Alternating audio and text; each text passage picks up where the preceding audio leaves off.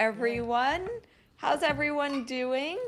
My name is Frida Weisel. I am a Jewish YouTuber and content creator. I do a series of interviews with people I find interesting. And recently I have begun to explore doing these interviews live. This is my second live interview, and this time I am so grateful to have with me Melissa Weisz for a conversation about her life journey and her work. I am so grateful to all of you who are here today, and the plan is that we're going to do a conversation. I will guide Melissa in learning a little bit about her life and work, and then let's think of doing 30 to 40 minutes of that, and then we'll take questions from the chat. So if you're here live on April 16 at 1 p.m. Eastern Time, we will be monitoring the chat, and after our conversation, we'll take some of the questions, as many as we can get to, that I'll share with Melissa, and hopefully we'll get to answer some of your questions. The reason I'm exploring this is because I feel there's something special to having the viewers be able to engage with the guests. So I really feel like this could be something that would bring some more dimension to my interviews. However, the downside of it is technology that can at times go a little awry, so please be patient with us. We'll try our best. Also, last little thing before we begin, my channel still is primarily funded by my walking tours and my supporters who watch. So I am really grateful to all of you who can be channel members. My goal is to get 500 channel members, so I wanted to put that out there. Thank you, all of you, and thank you, Melissa. Is it okay that I call you Melissa? Yeah, it's great. I go by Melissa or Malky. Both are fine. Yeah, I'm happy to be here, Frida. I'm like, I've watched your stuff forever. People, when I work, people comment and they're like, "Oh, I saw this video and it's Frida." I was like, "Yes, go to her. She has the," because people find videos of all sorts of things and they're like, they get information about Hasidic community. And like when they tell me it's Frida, I'm like, okay, yes, that I could stand by. Yes, because really there's so much stuff out there that is like lacks not nuance, so great. Lacks love, lacks care, lacks understanding, But yours has all of that, which is Anyway, I'm happy to be here. Oh, I'm so happy, and thank you. I think the key to a lot of that has often to do with coming from the world that we speak of, and that is something that your own work, I think you can identify with. So I think it would make sense to start by just like hearing about where you come from. Is that okay? For sure. Okay. All right. So just go. Let's do it. So let's do it. So let's hear, first of all, can I ask when you were born, just to have a sense of your age? Yeah, 83, end of 83. End of 83. Okay, we're almost the same age. Okay. I'm pretty grown up. Yeah. Grown up. It's the prime of our life. Yes. So where did you grow up? I grew up in Boro Park. In Boro Park, in like the midst of the hub of Boro Park. And I have 6 sisters and 2 brothers, so a lot of people, and then my sisters got married and my mother had more babies, so I was also an aunt, aunt at a young age, and just surrounded by a lot of kids and family. Like a pretty, I would say like a pretty generic for Boro Park upbringing. And like large family, and like changing diapers at a very young age, and babysitting, and I loved it. What Hasidus was your family associated with?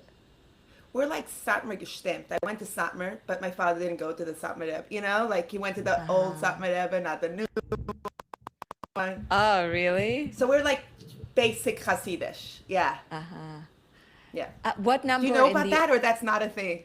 No, I'm familiar. I have relatives in Boro Park, so I understand. I have cousins. When I was a child, we had Boro Park cousins. I was very proud of my Boro Park cousins because they were so fancy. And they were Satmar gestimmt, or, I understand the basic Hasidic, and they marry different sects, which my family wouldn't do. Right. Yeah, Yeah, that's my family. So all my brothers-in-law are from different sects. Exactly. got it. Yeah. So, so, what number are you, did you say, in the order I'm the of middle. children? I'm the middle of nine. So I'm the middle of the fifth. Wow. Yeah. So, what was your childhood like, your early childhood like? What are your primary memories of what that was like? Was it that you were taking care of the nieces and nephews and your little siblings a lot? I mean, I did mention this, which I wouldn't have thought that if you asked me. I wouldn't have like that's the first thing. I did say it, so now I'm thinking maybe that's my memories. I remember being super proud. Like when my sister got engaged, and I was in third grade or second grade, like I was little, and I remember knowing that I was going home. I thought I was going home early. I was so excited that my sister was getting engaged, and I was. So Mm. I remember like that being a very big exciting thing, and having nieces at a young age. I felt very mature, a very like proud. I had pictures of them, like very proud of being an aunt. Yeah. Um, yeah, I guess that is a big memory. What Yeah, what was who were you close to as a child? Who were people that were important to you? who I was the closest to? Like, who were people who you were really close to, who defined your connections in childhood? I had a neighbor that was really close with who was Chabad, and that was my way of being like I had access to like books from the library. There was things that my neighbor had that I didn't have at home that made me that was really helpful when I was like a little older, like a teenager. And it made me also there was like people outside of just the school I was from. I felt very safe and very like understood. By this But when I Chabad was neighbor? Yeah, because they had become from, the parents had become from, the girls were, the parents were, my mother was the real, like, balabusta. Everything was always clean. And there was, like, there was, and this family didn't seem to care about all those things. They just cared, they sat with their families and they had family meetings. Like all Yeah. these things that were just, in my brain, very different. And like they expressed their feelings in this really big way. The father, I remember once, got upset and said very loudly, but not scary, I am upset. I'm going to my room. And we'll talk about this later. Mm. And I was like, my family, we don't, it was very like, Were you not culturally, Hungarian? yeah. My mother's mother was born in America, actually, but my mother's father and my father's parents, both, yeah, Hungarian. So I just remember that being like a very different culture and looking at it as like, oh, she doesn't care if the walls are clean, if the kids are like dirty. She just is very much about their feelings. So that was a unique kind of perspective that I had seeing their life. And so I was there a lot. But that was like I was a like teen, like, younger teen. But childhood, I would babysit a lot of my sisters. So my sisters were a big part of my life. My grandparents. Um, yeah. My So, family also invited a bunch of people to like meals, and I was younger. So I remember them as like, and those were also people that were a little bit different from the norm that I was raised with.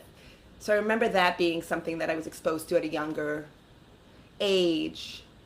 Um, yeah, we had this guy that might work for my dad. His name was Lance, and he was a black guy, and he would take us out when my father couldn't.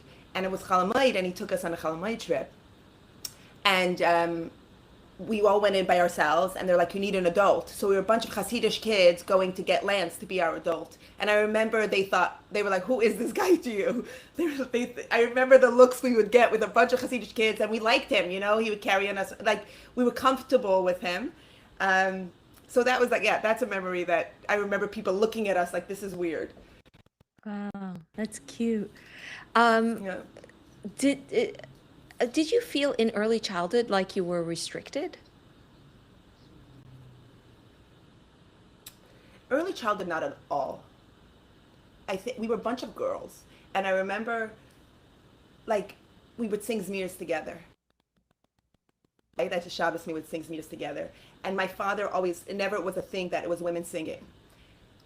Before this is before anybody got married, right? So we didn't have, it was just our family. But I remember the neighbors commenting on, it was so nice. And when they found out that it was all of us singing, because I guess they didn't hear it clear, they were like, oh, we shouldn't listen because my brothers are home. And, and I remember thinking, that's silly. Because my father doesn't care. Like, that doesn't make sense. So I wasn't raised with some of I think because we're a house of girls, it felt very different, and I didn't feel restricted. When I became a teenager, that was more in school, I started to feel it a lot more. There were specific rules I was like questioning. But as a young girl, like I was pretty happy. I think it was just fun. It was a bunch of girls. Like, how fun is that? It was loud. Yeah, I always had friends, like it felt fun. It didn't feel problematic or like I was struggling until I was older. Yeah. Now, as an adult, when you look back, can you see in your childhood a foreshadowing of the fact that you ended up on a different path than your parents expected you to take?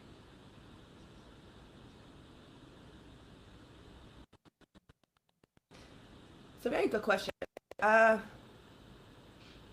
from when I started, so I was always curious and I would always question everything. And when I was a kid, it was adorable. I was smart and funny and curious, and who doesn't? And I also spoke English as a very young kid because I thought I was fancy and had grown up. And my aunt would say my English-speaking friend. She called me her English-speaking friend. And in school, the teachers commented on my English that it was more advanced than the other kids. I just thought I was fancier.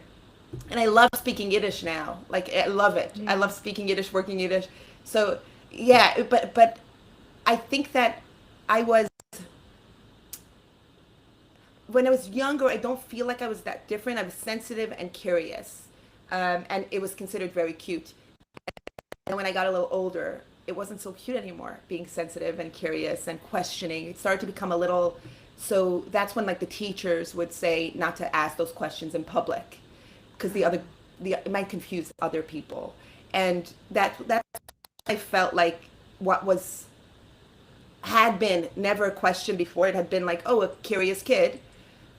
It started to become like we want to control the questions and shut up a little bit. Yeah. Yeah.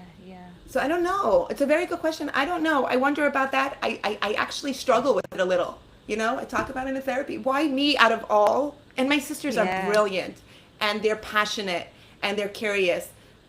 I don't know. I don't know why my journey is different than theirs. I'm not super clear about it. No. Yeah, I love that answer, I have to say, because I happen to ask myself the same question. I have 14 siblings, and they are, in the secular world, they like the narrative of you were the one who had more personality or something than them, but that's not true at all. My siblings are enormous, enormous characters, very bright, very interesting people. And I think for me, there were a number of things that, like, life happened. It's like luck combined with personality that led me on a different path. But there are little events in my childhood that I can look back and say, well, like you said, I was definitely like something like wanting to speak English when you're supposed to speak Yiddish. That's like a little tell. You have a little hunger. Yeah. It's Yeah. larger. Yeah. And like a curiosity of the world that I think that the thing is I didn't, other kids are curious. And then at a certain age, the teachers are like, okay, this is not what we talk about anymore. Or the parents are like, there's a message that you get of, okay, we're not going to talk about these things anymore. We're just going to do what we're supposed to be doing. For some reason, I couldn't shut it up. I kept asking the questions and I kept voicing, even if I got responses in school that they would question why I'm questioning, it didn't shut me up. And for some reason I had that hunger always. And at home it was understood more, much more. But in school I would get into trouble because I was asking those questions, my friends were told not to be friends with me because I was confused, because I was asking questions. Like, it started to become this, but I couldn't shut it up. I think that's where it's clearer to me how I ended up making different choices than my siblings. But I don't know what, like you said, there's like little inklings and little like tells. My mother there's a joke in my family that I was born late. because I'm always late. Also, I would walk behind everybody.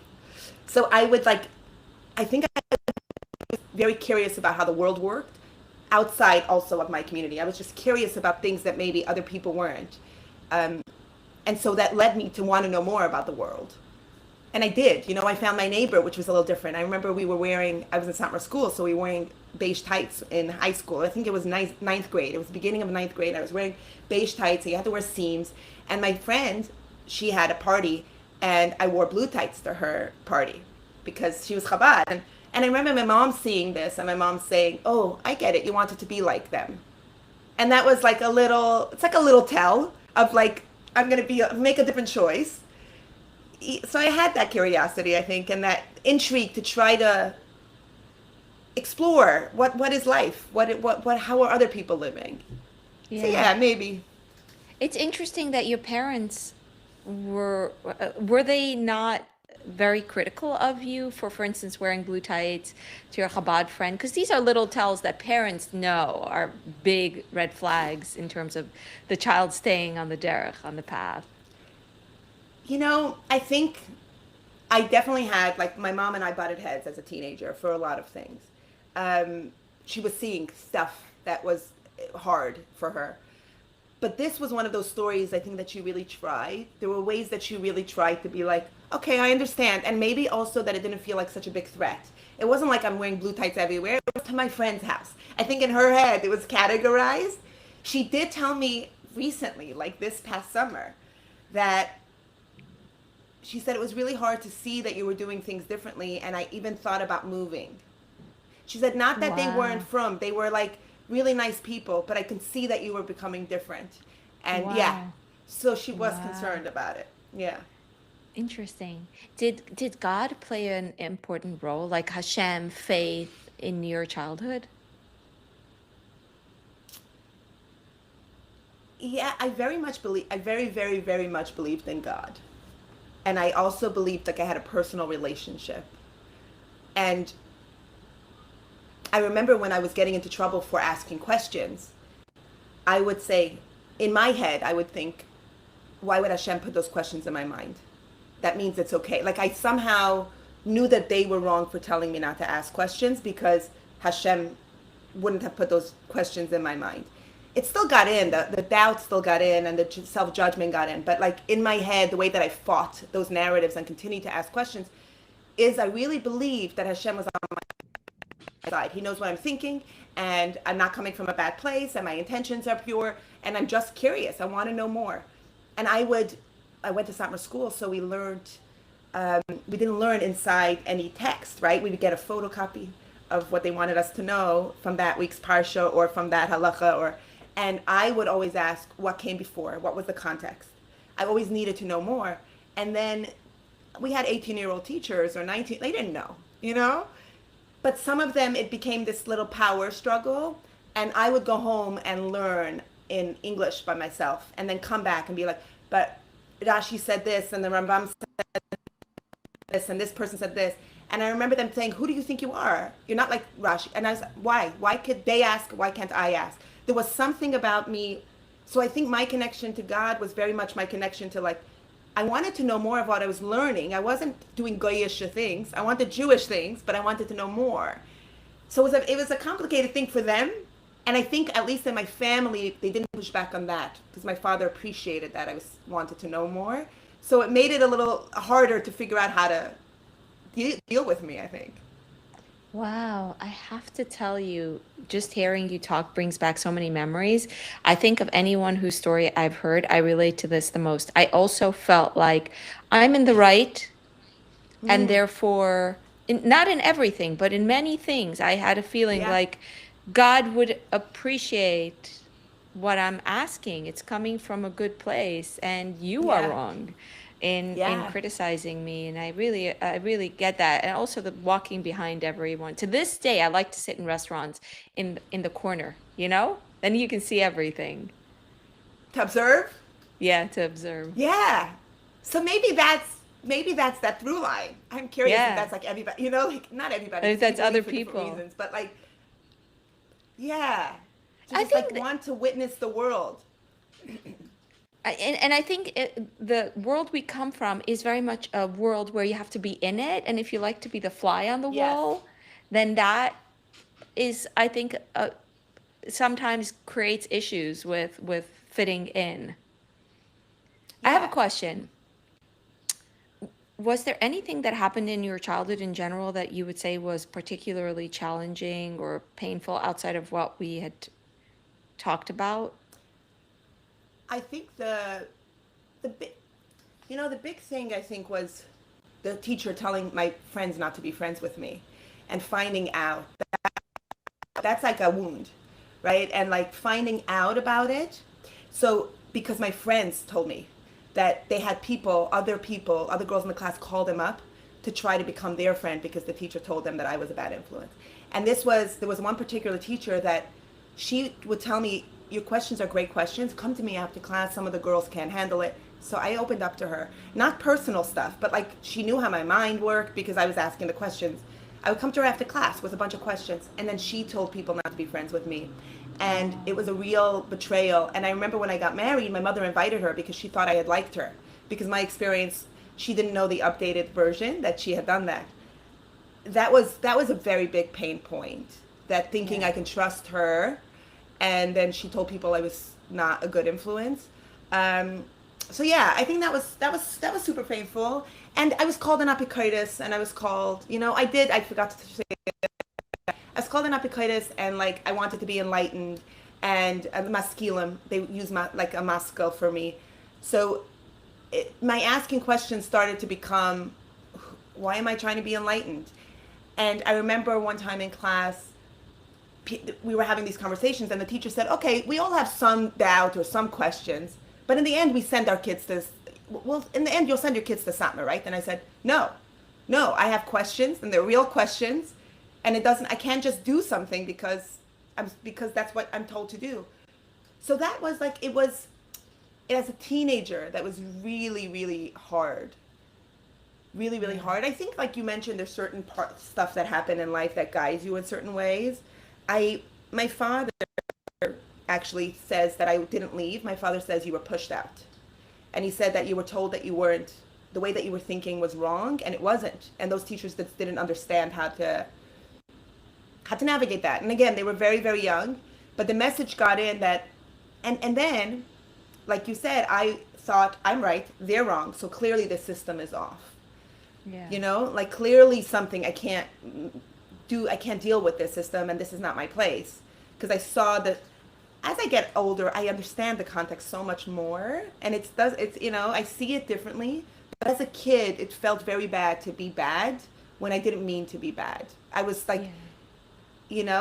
I wasn't doing things that were trouble, but I was considered problematic, and that was Yeah. hard. Yeah. It's very painful. Did you generally have friends outside of becoming like the bad apple? Yeah, because the even that didn't work, right? Like the teacher tried.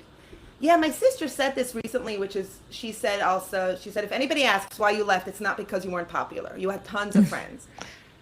So I did always have friends. I didn't always feel super close with the people that were the friends, right? Like I had my neighbor, and I had some friends who really knew what I was going through. I also had some anxiety and like OCD at that age, because there was ways that it manifested, this feeling like I can't control things manifested in my life.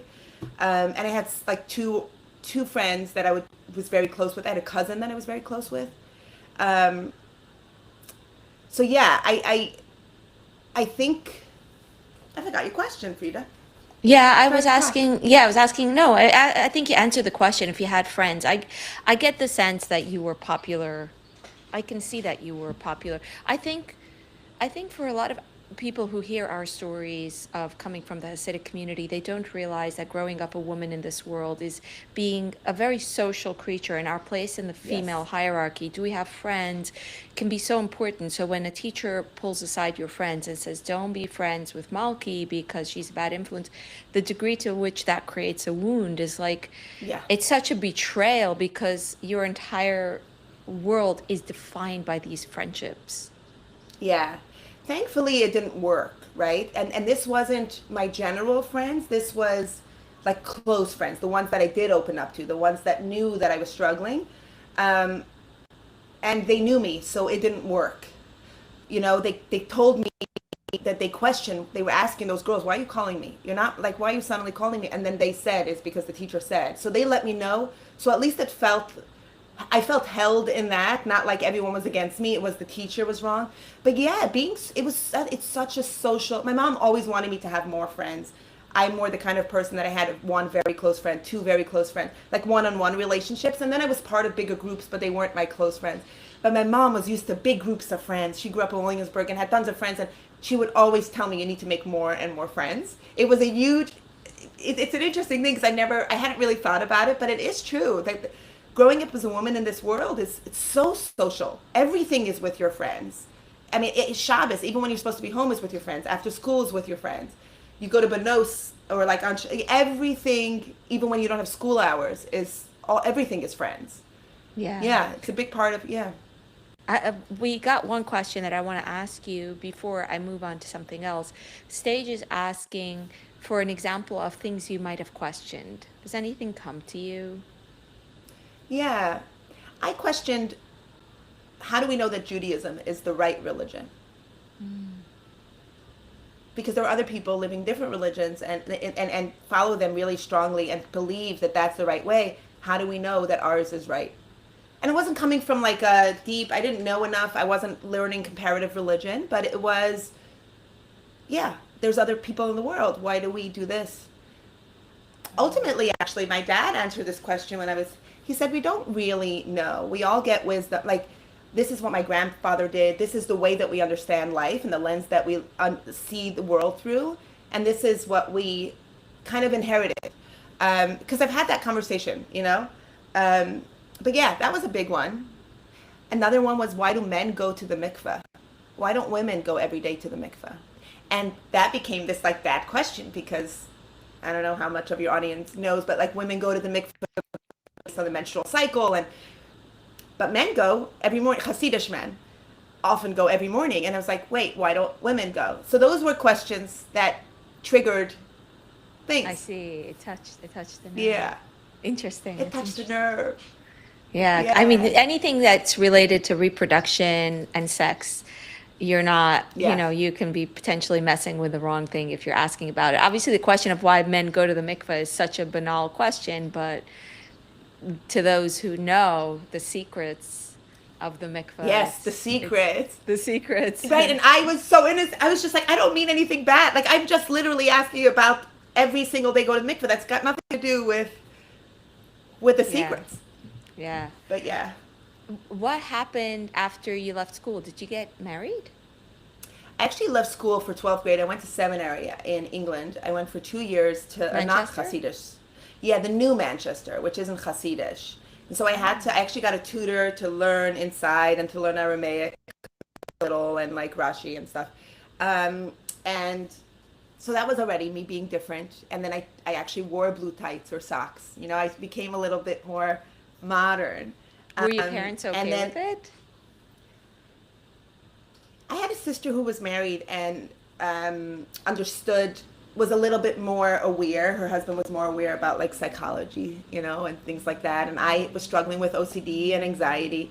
And I had to go to therapy in order for, like, the therapist had to tell my mom it was a good idea. And then my mom agreed. So it was like she wouldn't be okay with it. We had to kind of convince her and say like, oh, this was actually not helpful for me. And I needed, so once I did, my mom, but it scared her because I started to look a little different. I looked less Hasidic. First I wore like off black tights. And then I wore, like, I don't know the nuances. I don't know how many people know the nuances, but like they weren't beige, but they weren't black until I stopped. Your hair got longer. My hair was, we weren't so strict about hair for some reason in Boro Park. We just wore it in pony in Satmar. Don't remember the hair, but maybe, I don't remember. I wore more makeup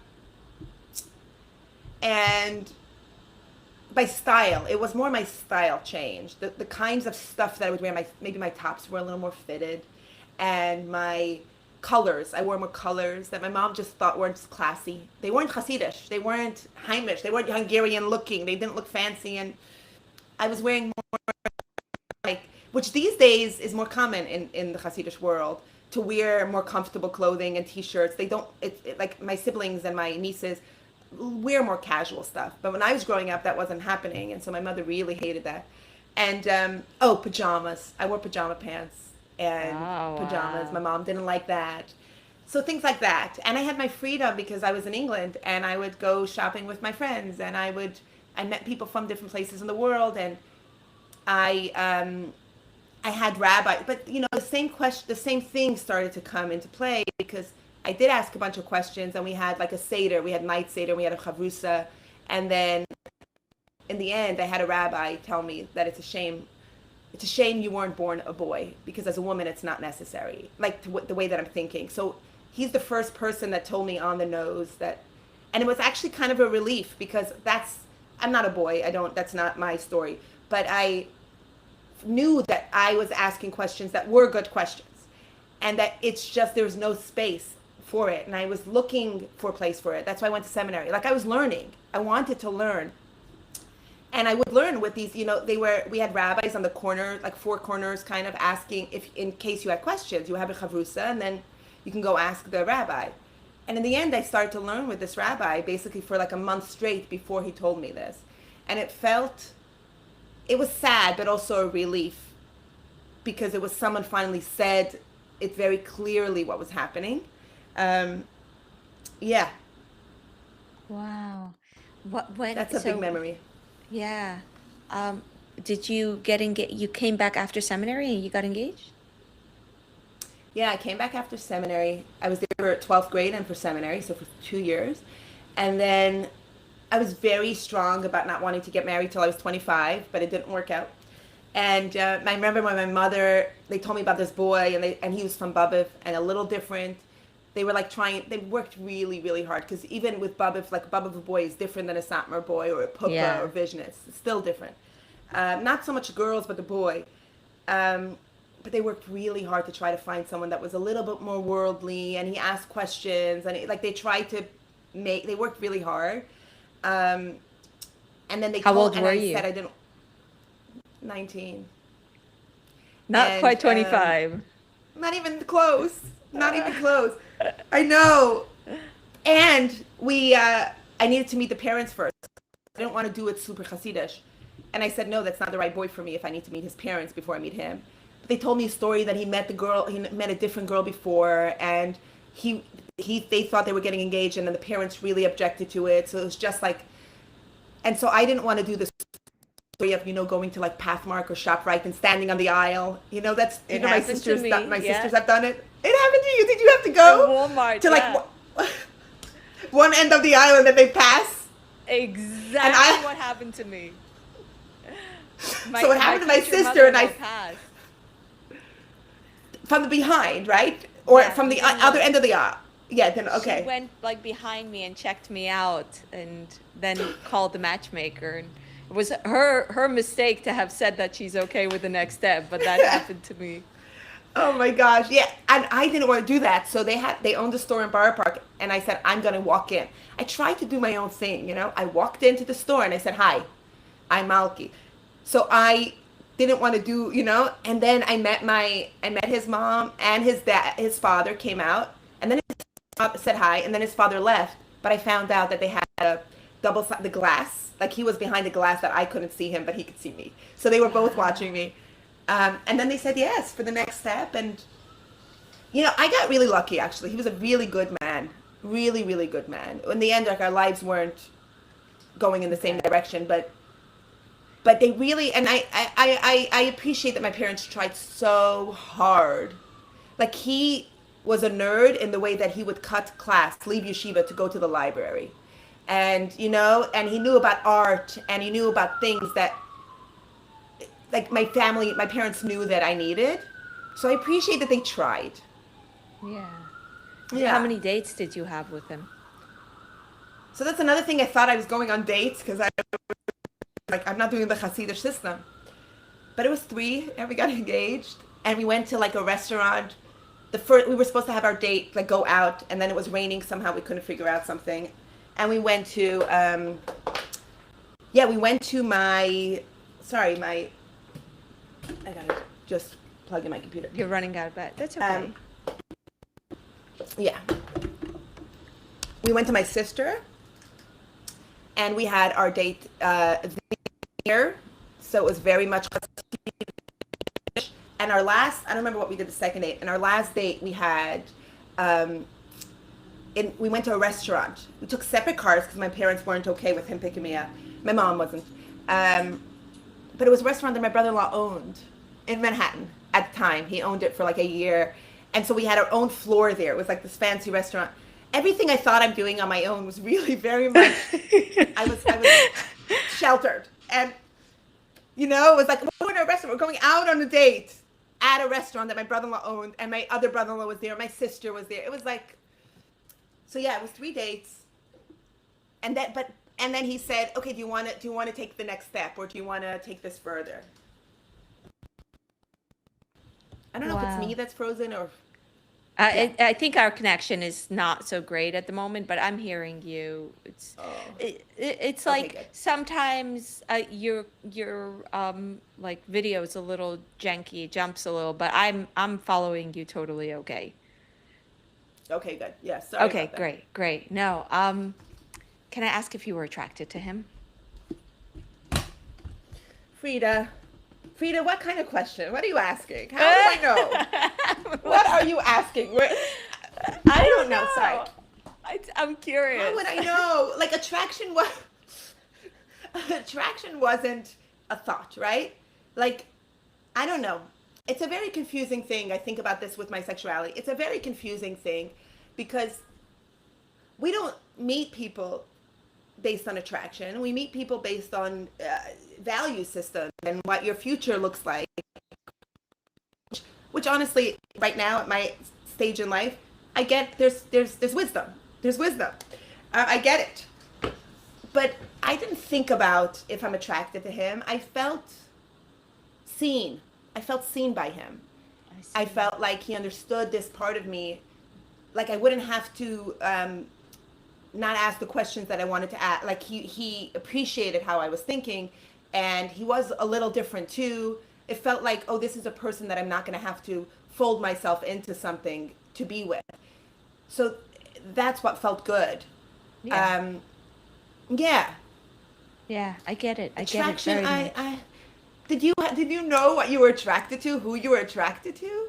My own memory of my engagement was so defined by the fact that my to-be groom wore schwarze Gläser, and I was so concerned by that because it was like, the oh, that's schwarze Gläser, like the plastic the plastic, frames yeah. that looks almost rubbish. It looked very conservative, and I was so consumed with a worry that he would be too conservative that I don't think Yeah. attraction was something that was on my mind at Yes. all. Right? You look at those very, very different things of what it means, what kind of life you're going to have together. Yeah, You and look at that more also than anything. for those of us who crave freedom, marriage is the vehicle for freedom, and that's what we're Yes. evaluating. Am I going to get the freedom with this man, or is he going to be the kind of man who's like, my husband doesn't let?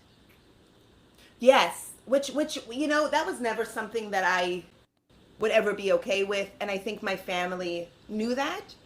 And that's not really something that I think because we grew up with a bunch of girls, that wasn't a thing in my house that it would be that. But you are changed by the partner that you're with, and we still have the system of you do what your husband, like halachically and based on the sect he's from, those you do what your husband kind of family does. And those were the things that felt like, okay, if they're going to be a bit more from, what does that mean? How does that look like in my life? Yeah, huge thing. Like, so yeah, for me, he seemed open-minded. He was open-minded to what I understood open-minded to be. And more than me actually. Like he was a little bit more aufgeklärt than I was. He got me my first cell phone. Wow. And there was like, yeah, like he was more aufgeklärt than I was. Again, quite nerdy, not like a cool boy, but like that's what my family was trying to do, because I think a lot of people, because I was a little different, I was I was read like modern Satmar boys, and my family was like, that's not Malky, that's not who she is. So he wasn't that, you know. But he knew about the world, and it felt like, oh, he's gonna actually teach me more about the world, and we get to experience the world together. Did you And enjoy we your did. I watched wedding? my first movie. Oh, really? Which You know, one? well, before actually, okay, so I didn't tell you this part. Before we met the parents, met his parents, my friend was married, and she was my friend from seminary, so she didn't grow up Hasidic. A little bit more modern than I was, very from. But she had a TV in her house, or a DVD and a DVD player. We went to Blockbuster or one of those stores at the time, and we got a movie. We got Meet the Parents, because I was meeting the parents, and it wasn't at all like that. But that was one of my first movies. And then when I was married, that was my movie. And when I was married, we watched The Dreamers. Do you know The Dreamers? It's a pretty, like, I was just like, oh, movies are dirty. It's a incestual, Frenchish film, which is very, yeah.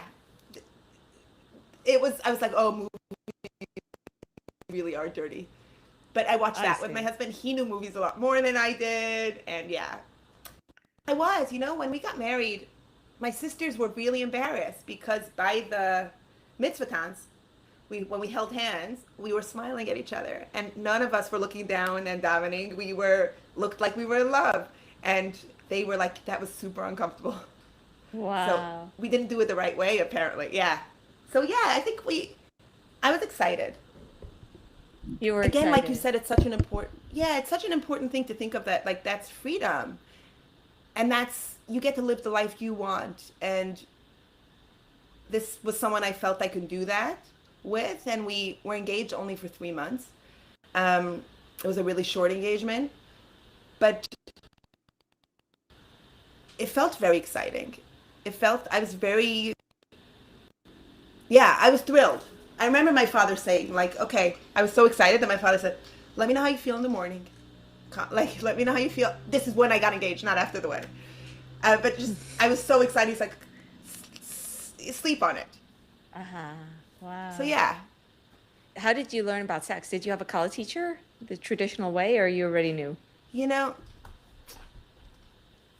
I knew, and I had a college teacher. I went to a more modern college teacher who talked about female pleasure, mitzvahs aina, and a lot of focus was on that. It was a lot about, um, yeah, it was a lot about agency. It was a more modern. Again, and my family really, really tried, and I really tried, and they tried to guide me in a way that would work for my brain. Um, so she was like a fancy Hasidic woman, but didn't come from somewhere, like a very Boro Park Heimish woman. And it was private, and yeah, it didn't have the heart. Like, I know some people who really took notes, and it's very specific. For us, she was very much whatever feels good, and like very. But then also, of course, halachically was very careful halachically, but everything else. But you know what I did, Frida? Mm. Which is a sign that I was a little different. I needed to discuss what was actually going to happen, and I was like, I can't. The wedding night is not happening. That seems like ritual, maybe rape or problematic. So I called his chusin teacher. I had a call, and I had meetings with his chusin teacher to discuss, because I didn't want to talk to him directly about it. So I did things my own Wow. way. It's a little mashiga, but like I really was like, so that's not what's gonna happen. It's gonna be us, like, we're gonna do it our own way. We have to get to know each other. It's gonna take a few days to get to know each other. I was very much like, again, I tried within the system to figure out how to do it. So that was Mm. an interesting story, because yeah, because this chusin teacher ended up being a little problematic. We found out, like, I felt it was off, and then we found out later there were some stories about him. Um, so it was a little interesting. But yeah, I tried to do it my own way. This is I the think those first are I signs. You ask, Yeah, you asked if there were signs. That's a sign. That's a sign. That's a very interesting Yeah, sign as well. yeah. How long were you married for? For 4 years. 4 years? Yeah. No children? No, so that was another thing. I did stick to that I wasn't going to have kids till I was 20. Like it moved, right? I was like, I'm not getting married till 25. And then it was like, no kids till 25. Um, so yeah, no kids. And my family knew, and he, of course, knew. Um, but his family kept saying, like, it's okay. We also took our time having, like, it took us a little few years. It's fine. And I would tell him, tell your mom. Like, it's that we're not trying. Like, she's concerned. She was concerned. So that was a thing. It was better if she was concerned than telling her. Um, and that was ultimately one of the big factors of why we ended it at that point, is because we couldn't, like, he asked me if I'm seeing it, if I can see having kids as we were getting closer to, like, towards the end of our marriage, and I still couldn't see that in that community having kids. um, so that was one of the big differences we were struggling with. Did you was the end of the marriage difficult for you emotionally after 4 years? That's a long marriage. Yeah, it's heartbreaking. um, it was my decision, and he loved me so much that whatever I wanted, he would do. I Our get story, so we immediately got a get, even though he preferred to stay together, but he didn't want to hold anything over me. Again, I got really lucky. He's a really good person, and he loved me. Um, and that we would cry on the couch a lot together, like hold each other and be like, we don't know how to make this work. And he would say we would move out of the community, and it just didn't happen. And the truth, I look at it now, again, I was so naive and idealistic, and I thought the answers were outside.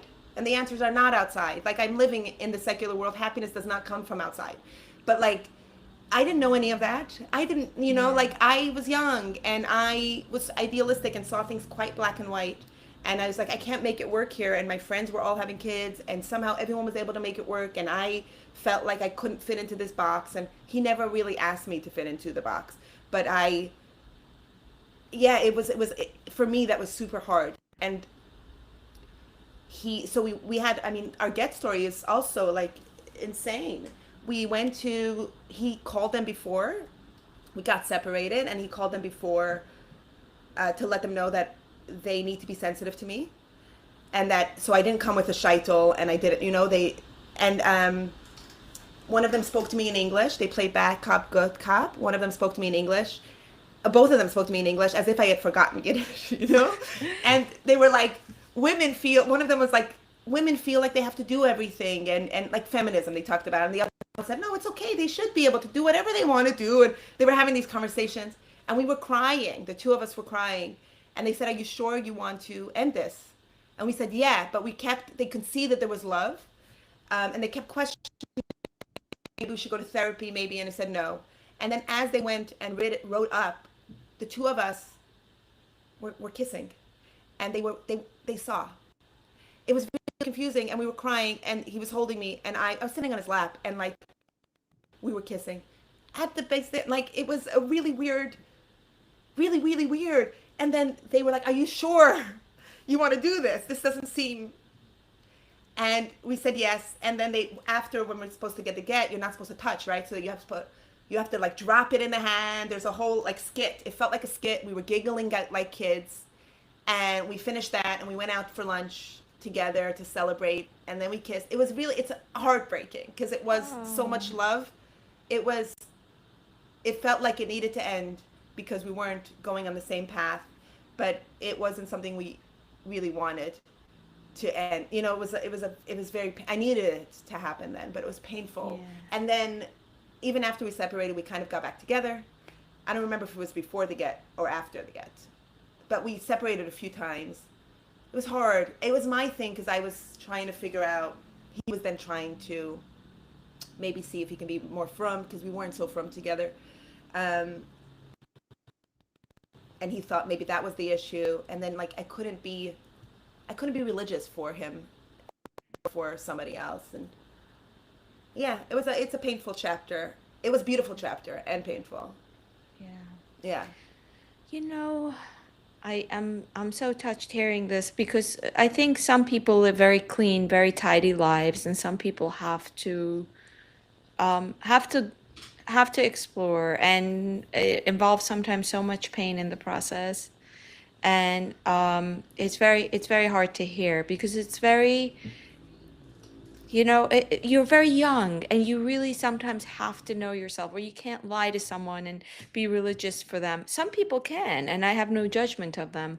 But if you can't, then you can't. And then that you're this all of this young, intense emotion. It's so painful and beautiful, of course. Are you there?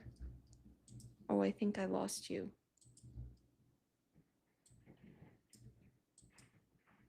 I think we lost Melissa. Bear with me just a moment.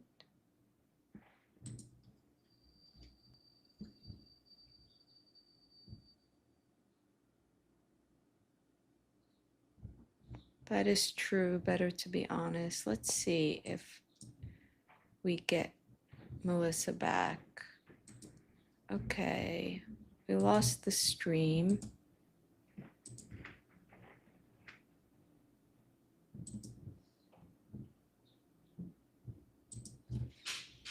I'm gonna ask her if she can come back into the stream.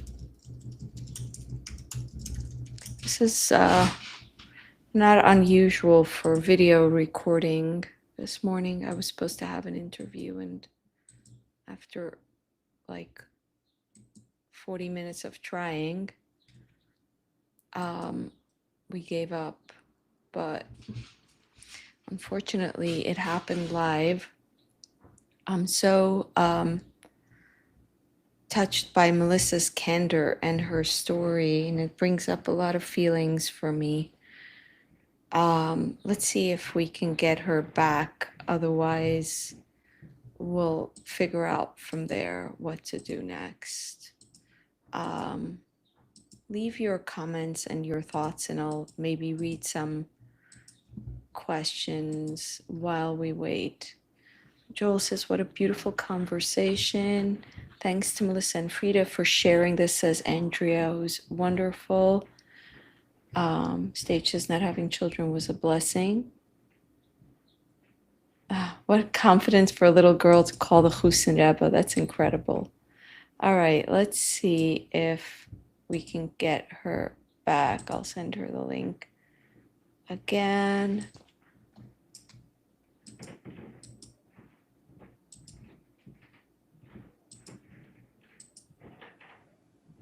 No, I'm not hearing from her. Maybe her Wi-Fi went down. Let's see. Stage says, better to be honest than live a lie. Signal Hill Hiker, love, really happy to see you here. Love the maturity. Two adults get together, they try, it works, it doesn't. That doesn't have to mean one has to be a bad person. They both could make a wonderful partner elsewhere. That is so, so true. Frank, thank you so much. Sad story, moving tragedy, but beautiful Greek Jewish tragedy. Indeed, it's a very beautiful story. Hi, what happened? I don't understand what happened. My computer seemed to have died. I thought I plugged it in. Oh, I see. Okay. Well, thank you for coming back. We waited a little bit. I guess we should wrap up. Thank you so much for coming back. I'm actually processing. You know, I usually don't do these interviews live, and I usually take some time afterwards to just like it takes me hours to decompress from an interview. It's so much, and I'm just starting to think about your life story, and then you disappeared, and I was starting to sort of think about it, and now you're back. So let's keep talking. Going. Let's wrap up so we can take some questions. Can you talk Yeah. about what happened after you got divorced? Where your life went from there? Yeah. After I got divorced, I think I just tried to experience the world in different ways. Um, I feel like I learned things very fast. It's a little like I was a teenager, but trying to catch up, but I looked like a grown up. Um, so, like social dynamics that were very different culturally, um, dating, um, work stuff, things that you kind of try to figure out on my own. Again, I come from like a really good family, so I did have them. Um, but I felt like I needed to take a big break from them to be able to be my own person. So I put a lot of space at the beginning, more so my choice, to be able to like figure out who I wanted to be and who I was without hurting them. I felt like if I was close enough, I would see that I was causing them pain and I wouldn't be able to do my own thing. So I was kind of just figuring out what life was and working in different kind of jobs, and I was also putting myself through school. So I was in college and working and in college and having these different social experiences. Um, yeah, it feels like a really long time ago. I feel like I was so like it feels like forever, forever ago, until I found acting, and which actually kind of found me. And then it felt like my path was more focused on, oh, this is something I'm going to explore. This is the industry I'm going to explore. Um, but it took a little bit of time. And then there was worlds that felt music, like new music that I liked, and, films that I liked, and realizing my style and the things that I preferred. And so that was an interesting, one of the things that I think we are lucky, is that as adults, we got to experience new things that, and I think I still like to live in the world that I feel like I'm experiencing new things. But there was something, oh, I never tasted this before. Oh, I wouldn't have, like if I was, I get to have this experience now. And there was a lot of these new experiences that I was finding ways to have, and just like different cultures, different places. Like I love travel for that. Um, so yeah, once I found film, though, it gave me a little bit more focus on who I was, and felt more like I can settle down. I studied acting, and then got into all the other angles of film, like producing and writing. Um, and that gave me more like, oh, this is my world. This is people that I can connect to. This is the kind of, because there were some things, I did a little bit of modeling, and I was like, oh, that world didn't feel like my world. There were the people around, like to figure out what's your world. I studied psychology also, which I really enjoyed. But like figure out who are your people, what kind of films that you bond over, the cultural touchstones that I didn't have because I come from a different world. And to also, it took time to see that as a strength, to see where I come from actually as part of why I am the way I am. It's not despite it, right? Some people are like, oh, I can't believe you're like, you know a lot about this stuff more than I do. And I was like, it's not, that's actually not shocking. It's because I grew up a certain way. And being Hasidic, even though as a woman I wasn't supposed to ask these questions, you still see the world there is questions. Like I was raised with a father that asks a bunch of questions. And when we were kids, my father would ask us, when we were like really young, you were born twice. You have two birthdays. You have a Hebrew birthday and an English birthday, Yiddish birthday and an English birthday. Were you born twice? And never answer the question. Every year, just ask the question 3, 4, 5, until you had a mind enough to have a conversation about it. So I was raised in a house that was all about questions. And so I was raised to see nuance. And, with being Hasidic, you do look at different, like, you find little ways that you make things work. People come up with these really amazing ways to like have Shabbos, but also be able to use an elevator, but also be able to, keep halacha. I think that's part of how I think. It's not despite it, which is Yeah. some kind of learning to grow. I'm still learning how it influenced it in a positive way also.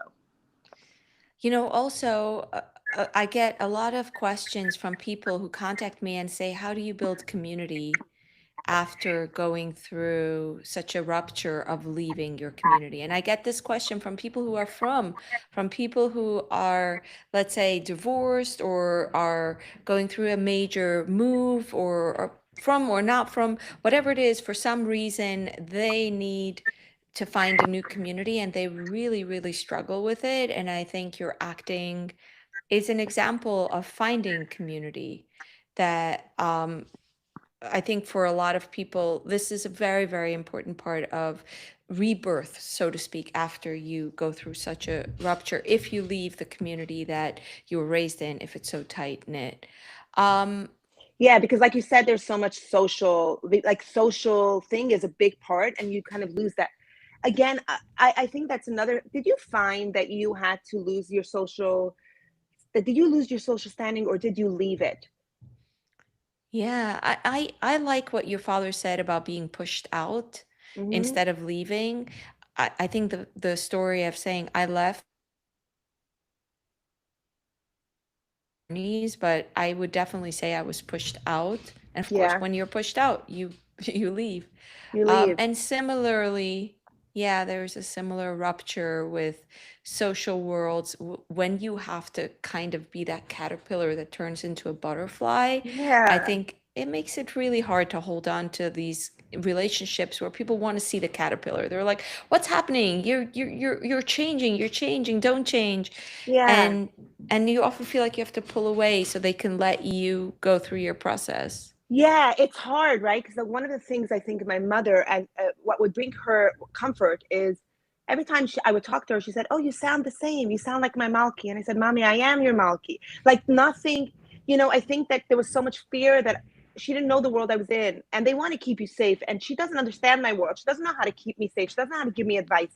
Like there was a lot that felt so different. So her fear of losing me, fear of I will be a butterfly, like that will fly away and I'm done is and I think that for a few years I thought I thought I had to shed it fully, and I didn't realize that my spine is still the caterpillar, like the spine of the butterfly is the same, right? It's still the and I was like, my roots are still that. I am still you. There's values, and they're like I'm still the person that I was raised to be. Actually, I am the person I was raised to be. You know, I think I like to think I like to take credit for who I am, but clearly, like there's values and they're so valuable to me and important to me. And it took me time though I thought I had to leave all of that. And then I realized, because I told you about being Hasidic, I realized that I was leaving parts of me. It wasn't them. Like when people, when our stories are, you left something, it's acting like like that's not me. That's not a part of Yeah. me. And that's what I realized, that rupture was actually really, I was ripping parts of me off that I don't want to do anymore. And that's the part that I'm trying to piece together, thinking, how do I stay true to who I am and the life that I want to live without ripping these parts up? Like, how do I make peace and how do I put those puzzle pieces together? Part of that was noticing I ran into a cousin this year or last year. And she said, when you left, I lost my best friend. This was a cousin that I was so close with. And it was sad for a moment to think, and I've been thinking about this also with my younger sister. We were so close. And when I left, it was my protective thing to like needed to put space between us. And I hadn't thought about what it feels like to be them, because they didn't judge me. They loved me. They would have been accepting, but I needed the space. And I didn't think about there was a rupture between, like, I also cut that, which, so like learning these parts of me that it helped me then to survive. I thought I needed that, but kind of being able to put it together, put the pieces together and see it from a different angle and realize what I did need to cut out and what I didn't need to cut out, or maybe what I needed then to cut out, but what I don't anymore. I think that's Yeah. like that's been my journey for Journey. years and years, and being able to name it a little clearer now as I'm had more time away, and I also spend more time. I live closer to my family these days and spend more time with them to be able to name the parts of it that's me. I am Hasid. Like the culture didn't change. I culturally am Hasidish. I feel more Hasidish than American Jewish. I feel like an American Hasidish Jew more than like, and I don't want to change that. And for years I thought I had to. I thought like that was how what was expected of me, and that's how I would find community. And yeah, it's not my Yeah. story anymore. Yeah. Thank you for that. We're both in our 40s, Yeah. and that makes us like the the original generation that really started to leave. It's Yeah. incredible because we were the kids 5 minutes ago, but I now know. we're now We're the elders. we're the elders. We're the elders. It's incredible, especially because it's such a young population. Everyone is so young. There's so many young people There's that I so, find yeah. myself often talking about things that most people who, for instance, watch my videos have no idea about because they weren't born yet. But what I really, really feel is important about our journeys, which I think are in many ways a lot harder than the journeys of those Mm-hmm. that the people who are going through the caterpillar to the butterfly transformation today. There was no roadmap for the people around us or Yes. for us. Yeah. And it was just parents who were panicking, who were reacting in all sorts of like rogue ways Rogue. Yeah. that yeah, It's a good word for it. Yeah. whatever they were trying to figure out. And for us, the message was very clear: you're out, you're out, you're a shiksa, you're it's over, it's over, there's no place. And I remember actually going to footsteps early in my journey and lighting candles on Friday night, and someone asking me, like it was a spectacle, someone Yes, asking me, why are you doing it? There was such a strong sense that we carried based on the message we were given, for that sure. we cannot go through any messy personal transformation and take along our identity and Yes. our religion and our place, which was so unfair, I feel. And I think this is why our stories today are not just stories, oh, another person who's left, but rather are so important because for both the people who need to go through a life journey and those who watch a family member going through a life journey, it allows like to hear what we went through and to make more space than we had. Yeah. One of the things that gives me hope is I've met people. So my dad works for an organization called ITSA, and he actually helps people with transition. He helps families. So like parents to not personalize when their kids leave, to like figure out ways to not cut connection. Um, and because he is a child like me, I think people look at him. I mean, he's a respected person in the community, but also our relationship, people look at him as he has experience in this. So I actually meet a lot of people that know my father, and my father helped them and their families. Um, and I think there's organizations these days that, that my father does, but also parents supporting other parents that have kids that had left, because it is something that they don't understand. It's a world that they're not familiar with, they're concerned about. I mean, my sister thought that I would die of AIDS. That's, she thought that that would be because if I'm dating outside of marriage and outside of the community, her understanding was I would, that I would, she would get a call one day that I was dead in a hotel room. My life didn't look anything like that. I never did drugs and I didn't be in a hotel room, nothing. But to her, in her mind, it felt so scary and so foreign, which is why I think my mother felt so relieved every time she would hear me and it'd be like, oh, you're my Malky. It wasn't as scary, and I think these days there's all these organizations and support groups, and everybody knows somebody that had left, and it makes more room. Like these people that I'm meeting that know my dad, I'm meeting them at Shabbos meals, right? I'm meeting them and they're doing their own thing. They didn't leave it all behind. And some of them are choosing to get married to someone at a young age, to someone else from that kind of world, because they're wanting both of those worlds. Like there's room for it where there wasn't when we Yeah, were growing up. There wasn't yeah, room for in between. And like, you're right, we got those messages. I mean, I was immediately told I have to be an atheist. If I'm not an atheist, I'm an idiot, when I met people that had left. So, and that terrified me. I was like, oh, this is not my people. Because you're not letting, again, somebody is telling me, it's groupthink. It's again telling me yeah, what I should be and should not be doing. And if you want to light candles, and that's a beautiful thing. And to be honest, I judged people too that had left and were still doing some things. I was going through my own, but I was also, I don't know if judged, but I questioned. Like, I remember friends were going to Shield on Yom Kippur, and I was like, but why? But what is that? And again, I was coming from a very black and white thinking, and even that struggling, because I knew that it wasn't so black and white, but I couldn't figure it out how to, and so that's taking time. It's taken time to see there's beauty, and there's also, again, going back to the question, who knows if this is the right religion. And it's not about religion. I think we're all just humans trying to have meaningful yeah. experiences in life, and this is what we know. And so if I say Shema at night, it brings me comfort. It makes me feel connected to something bigger. I think we all try in our own ways to like, there is wisdom, I think, in people that have lived life before us. And so I look at it Yeah. kind of through that lens. Yeah. Yeah, that's very beautiful. Thank you for sharing that. I said 30 to 40 minutes, but we're going to blame the technical difficulties on why it's an hour and 10 minutes. And also, we're Oh Hasidish. yeah. We're Chas- Hasidish time. Hasidish time is like twice what you say is what Oh gosh. Hasidic. For those who don't know, we like to schlep. We like to Schlep. go on and on. It's nice. It's juicy. It's delicious. But Yeah. now I'm really going to ask those of you who are here on this live stream with the wonderful Melissa Weisz, who shared her story of coming from the Hasidic community of Boro Park. Those of you who are watching this live, thank you all for participating in the comments. I'm going to be taking some of your questions. So if you have questions for Melissa, please share them. I'm going to see some questions we already have. Is that okay? Can I ask you some questions? Yeah, of course. Okay. Someone stage asked you to speak Yiddish. I feel like that's a fun question. To speak Yiddish right now. Yes, Oh Zug wow. etwas geht.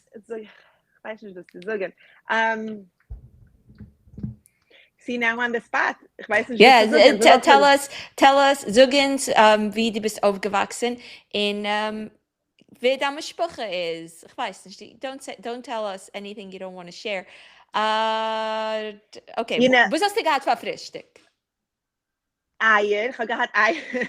Eier? Eier für Frühstück. And yogurt habe ich gehabt für Frühstück. Sei gesund. Yeah. I think, yeah, if you want to hear more Yiddish, I will be doing more shows in Yiddish. So whoever wants to come and in New York, please stay connected so that you can come see Yiddish shows. Ich habe sehr stark lieb zu reden Yiddish, but when I'm put on the spot, I don't know what to say. Yeah, that's okay. That's okay. You know what? We will put in the video description and I'll pin a comment with the links to your shows so people Perfect. can find where they can hear you speak Yiddish. And Melissa had, for the record, eggs and yogurt for breakfast. Yogurt, you said in Yiddish. Yogurt is Yogurt, I said, Yiddish. yogurt is Yiddish. Why not? Why not? It's all the things. It's all the things. Yes. So Debbie asked, question, is it easier staying in the community today than it was 20 years ago? You know, it's a really good question. I think it's easier means that like there's a bit more leeway. Yes. People also move out of town. There's also like different neighborhoods. There's schools that are more like a little bit more modern, so the kids could go to, but still Hasidisch gestimmt. Like, but yeah, I would say probably. I'm not. I wonder what I would feel like if I was then. If I'm like 20 trying to figure it out. But from the people that I meet now, there's definitely, it seems to be, you don't need to make that break in the same way. For me, I needed to make a break and then figure out how to reconnect. And I feel these days you don't necessarily need to make such a big break. Yeah, that's Yeah. my experience as well. Also, yeah. Yeah. And I would say, while that is my experience, like you, I feel like it's very different when you look at it from a distance than when you're a 20-year-old in a Yeah. very scary place in your life. And I also think it has a lot to do with your family in particular. If you Yeah. have a lot of pressure from your family, it's still not going to be easy. Yeah, I agree. I also do hear from people who are struggling and feel like they don't, and it's family. It's usually family that they still Yeah. feel like they can't make it work. Yeah. Yeah. Tali Rosenbaum asked, do you know about the series Hestera? I I've don't. never heard of it. No, this is the first. No. This is the first. Okay. What are some of your favorite films? Let's try to move through these a little quickly. Some of my favorite films. I really, really like one film that I really like was called The Diving Bell and the Butterfly. It's one of my favorite films ever. And that's the one that comes to mind right now. I also like this film called Sherry Baby. I really like character like a focused film. So I really like when you really feel like you're in their world. Yeah, that's what I'm going to say for now. I love that. Would Melissa consider, this is by Focused Lady 2412, would Melissa consider creating a class about teaching people to ask effective questions and to not be punitive about pure curiosity? Yes, I would absolutely consider this. It's interesting because at Q&As after films, Frida, I've gotten, and what was her name who asked this question? Focused Lady. Focus Lady. I've gotten questions at films asking, at Q&A, what's your relationship with your mom? What's your relationship with your family? And it was about a film. And it feels yes, I have to find very proper ways to respond to that, because it's quite frustrating at times to be like, what's your relationship with your family? Because I'm not here to really discuss that. And that's so interesting. And it comes with bias. And I have spoken at like Religion News Association conference about media stuff, about like, how do you speak to people from different communities? Frida, you're really good about that. Like bringing people into that. Don't you teach kind of people how to, like, just by being, I feel like you probably Yeah. get people to Yeah. ask smarter, more nuanced questions. Yeah. Yeah. Yeah, asking questions, I think, is an art, and I feel a little bit of pride. I think we Jews are pretty good at asking questions. That's like Yeah. we're often better at asking questions than answering. We're like more focused on the questions, and I think Yeah. And I think just a general sense, until if I do this course, which yeah, I think it's a great idea. It's just when you ask questions that come from curiosity and without previous knowledge, right? I think oftentimes we like try to fit it into the narrative that we already have in our minds. But if we ask questions purely from curiosity without bias, is what I mean. yeah, yeah. The questions are usually better and people are more open to answer. Yeah, yeah. Yeah. This is such a big subject. I want to move on to a bit of an interesting question from Josh Berman. With respect, when it starts with respect, we can already be nervous. I Okay. ask, why leave Yiddishkeit? Understand the need for change totally. Why not enjoy it your way? I get this question almost every day. Like, why did you have to stop being from? Why can't you just be a little more modern? I remember my brother-in-law saying that when I was first leaving. I didn't leave Yiddishkeit. I am Jewish, and my relationship to something greater is my own. So if it's like a God, like whatever people understand, something bigger is my own. And I think that that's what I find so beautiful. I think for me, like Yiddishkeit and it's a way to live. Like I was saying, I appreciate the wisdom in that. There is wisdom, and it can help you live life. And I find ways that it helps me in my own way. Um, so yeah, again, I think my story isn't so much of leaving. It's not leaving something for another. It's leaving to find me and parts of me, and then I connect to what feels okay for me. I think religion is very personal. Yeah. Um, yeah, for me, the thing I connect most with is Hasidic lens of religion, which is elevating mundane to holy. So everything can be spiritual, is what I see it to be. If I am present with somebody else, that feels important. That feels spiritual. That feels holy. And so that's how I like to see the world. That's kind I of love my that. way. Yeah, it's my path. I love that. To me, another factor of Hasidishkeit, less spiritual, is the very family-oriented Yes. world. How do you feel about that? Can I ask about your life, like Yeah. where you're at? You don't have And kids. You never had kids. I don't have kids, and I actually, I think that I probably would be much more pushed to have kids, or like feel like I needed to have kids, if I didn't come from a family with a bunch of kids. I think I love that Boro Park exists. I love that my family keeps having more babies. I would be so sad if that wasn't the case. And it gives me a sense of connection to they are my family. And I go see, like, if I don't see my family for a few weeks, I get homesick. I want to see them. And that is why I moved closer here. I was going through like a breakup, and I was getting love from the kids specifically, like just I needed that. that gives me, and so I think having such a close-knit family, we also go to my parents every Rosh Chodesh, just the kids, not with their kids. So it's just our time together. It very, very family oriented, and it's very important to me. Yeah, there's so much I think about being Hasidic. And like I said, I also really love Yiddish. And then these days, I know this is like questionable, but like for some people, but Hasidic garb for me is huge. Men's garb, and I'm a woman, so it could be a little confusing. My family though is really, they think it's funny, but they're supportive, which is great. Like my father gave me a Beckett. Like how amazing is that? Uh, Um, is he your size? No, and so it was me, my parents.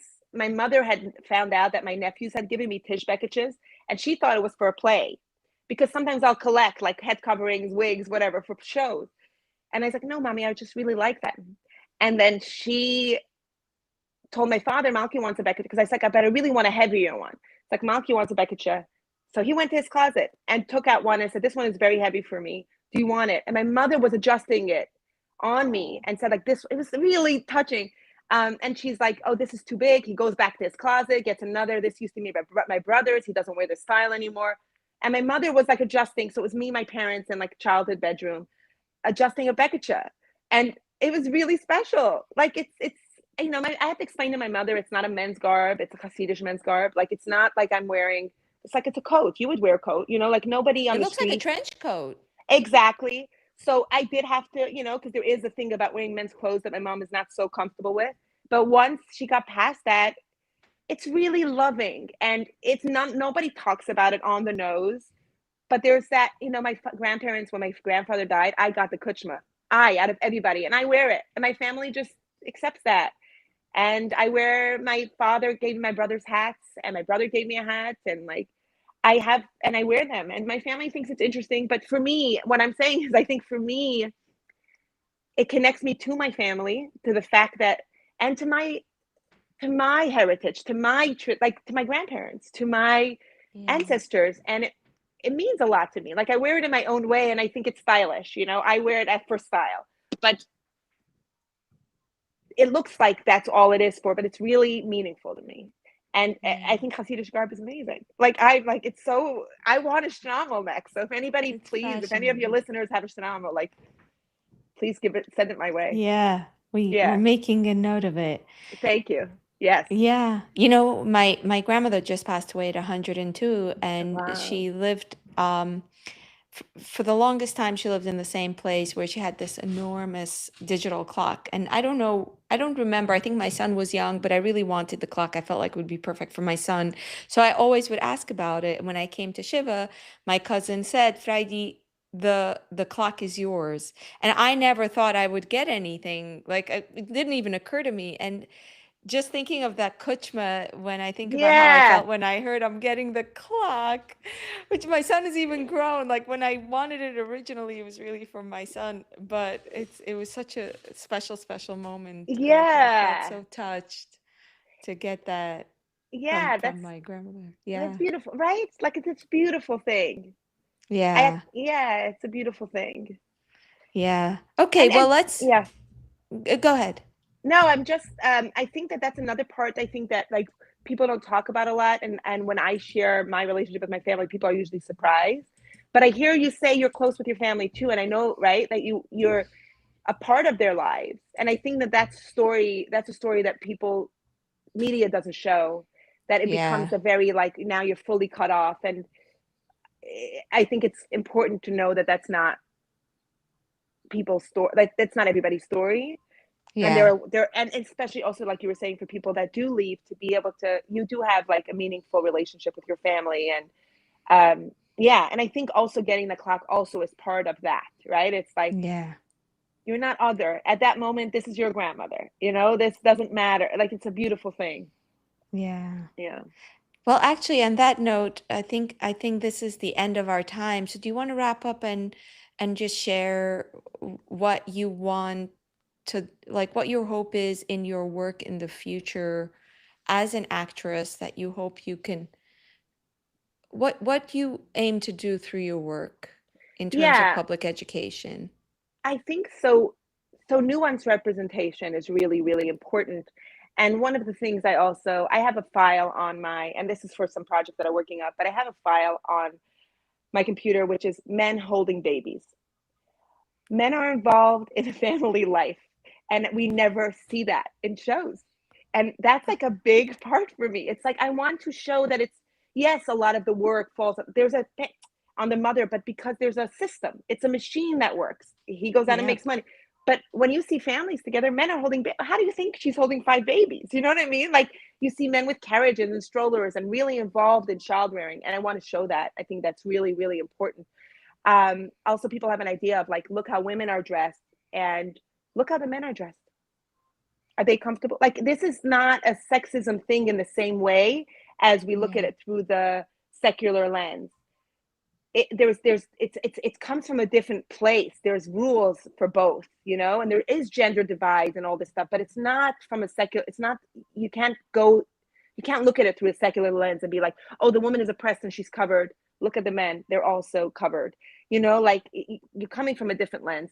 And I think just showing just the nuance, and without looking at it through the secular world, without looking at it, the secular world as the nucleus and everything is around it. What my goal is in TV shows and stuff is to show what that world does have, not only what it doesn't have. What is the media that they consume? What is that social life, like you were saying, that is a beautiful thing? What is like all these organizations that support people in their world? Why do people leave? And why, when I leave, do I miss parts of it? Or do I want to be parts of it, a part of it in some way? If it's so clearly bad, you know, which is often portrayed that you have to escape it, you're not getting the full story. You're not getting the richness. So my goal is to just show the humanity, the richness, without like telling us this is without saying it on the nose. But if you show the world for what it is, and there's so much story. There's so much story just that I think all of us can relate to. And this is just in a heightened world because it looks different. And so there's an element of a little distance, but you could see yourself in all of those humans because you're a human having a human experience, just like they're a human having a human experience. And you have different pressures and different needs, and just like they do. So yeah, I think my goal is more, I think that automatically does the education. And it's something that, you know, it's something that I said that I take it with so much responsibility, because it's not easy when I'm working with people to, they often fall into sensationalizing, or I read this article and it said this, and you're like, but you're not getting the full story. And the full story is so much more interesting. Isn't it more interesting, my guess, than the story of running away from your husband? Like, right? And visually, that much more, that makes for a beautiful film, much more than someone that's meek. And, you know, and that also reflects more of human life. Human life is not so black and white, and it's not so clean, and people are messy. You earlier said that some people aren't messy. I don't know any of those people whose lives is not messy, whose lives is exactly what they set out to be forever. You might have a few years of that. Nobody's life is that. So that's my goal with like, and it's hard because I'm trying to get networks, and I'm trying to get like people to understand the importance. And even if they say they want diversity and they want nuanced representation, they often fall into sensationalizing story. And we have to have so many conversations about finding ways to have creative license without making up story or writing off a whole group of people. And then with anti-Semitism, I worry about representation that can cause more or can lean into tropes. So I'm trying with my work I try to ride that line of, yes, there is things and issues, and there's things that I struggled with. And if I want to tell a human story, they're going to come up against conflict, but without diminishing a whole world, and without taking away the humanity of this character, other characters, or a group of people. So that's my goal. And I would like for stories that are told on the big stages in theater and in TV and in movies to elevate their understanding of culturally appropriate and respectable portrayals, like to demand more and to expect more and to do better. And so that's where I'm at. That's what I'm trying to do. And sometimes, it's sometimes that I'm sure you've been part of those conversations. It's quite hard. It's very, very hard. Yeah. It's very hard because they're the people who usually have the opportunity to create and to tell stories and to fund the telling of stories often don't understand what we intuitively understand and what you just so eloquently said. And I wish you luck because I stand behind this project. I stand behind telling human stories. I think, especially in the climate we're at now, there's so much division, storytelling, which I see as being, speaking of Hasidic things, being one of the root things of my own Hasidic inheritance is the art of storytelling. And I think storytelling that Yeah. gets us closer to each other is so beautiful and so important. Yeah. And right. I think that, I mean, you do it so beautifully, Frida. You do it really, really Thank beautiful. And you. I yeah, and try. having, you're succeeding. You're doing it really beautifully. I And appreciate that. yeah, I'm telling you, I look to you, and sometimes people, when they told me, like when I started and when we started talking, that they look at your stuff, and if they don't, I send them your way. I literally compile, like when I compile a list of places to like look at, because they're looking at mediums like this is the kind, if you want to be part of the show, or like executive producers that are on shows that I'm working on, to be able to be like, go look at this, because you do it beautifully, to have this nuanced view, and you disagree with some people you have on your channels, and respectfully disagree, but it's still, there's the human aspect of, we talk to each other as human beings, and we don't minimize someone because we look at their story as like, this is crazy. And Yeah. I think that media has portrayed, unfortunately, the Hasidic world a specific way. And then the more that happens, the more that, like, the more that there's media out there, the more that it will continue being portrayed that way, because you look at what was put out before. This is what I saw in this movie. This is what I saw in this article. And that more, and it becomes like almost facts. And so it's hard. The work is a lot of countering those facts and being like, that's actually already, so you're coming from a bias that's wrong Yeah. already. Yeah, it's a lot of conversations, a lot of pushback, a lot of calls, and a lot of tears. And it's important, so I keep doing it. I feel like it's important. I feel like it's my mission.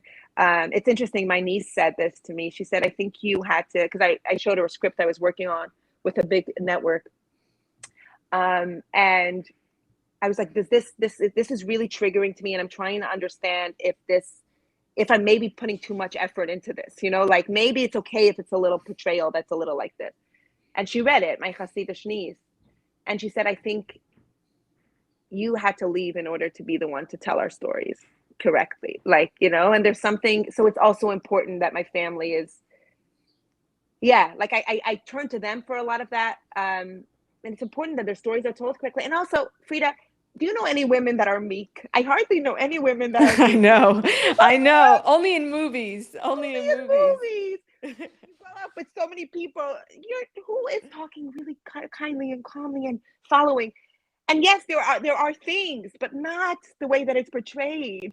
I once got a note of, like, I was saying that this wouldn't work, and it was like this woman that was just listening to a strange man took something from a strange man because he told her to take it to the airport, and I was like, why would she listen to this man? But aren't women meek? Wouldn't she just listen? He's a man, and like, what is this? No, No, what? no. No. They don't get it. We should put a pin in this conversation and check back in 5 years, and hopefully Yes, things will have changed hopefully, because this right. has got to change. I think This yes, is, it has to change. Yes. it So has to that's, yeah, change. yeah, Yeah. yeah. Well, thank you. Thank you so much. I love talking to you. We went over our time, but that's totally fine. Thank you for Um, doing this. And I'm so sorry. I mean, my computer was actually charging. I don't know. But I'm sorry. And it's sorry to fine. It's everybody with the fine. It all technical worked out. difficulties. Yeah. It's a It all pain, but worked out. yeah, good. Let's just I'm gonna put your website and your Instagram Okay. out there. It's melissaweiss.com is your website, right? Yeah, and then Instagram is Melissa Weisz. Okay, Yeah. great. It's already in the video description, but I'll just share it again. Thank you so much. And thank you to everyone who was here for the live stream and those of you who couldn't make it and are watching this later. I'm so glad that you're watching. Please share your thoughts in the comments. Check out Melissa's work. Leave your questions in the comments. Just interesting to hear your feedback and wishing you all the best.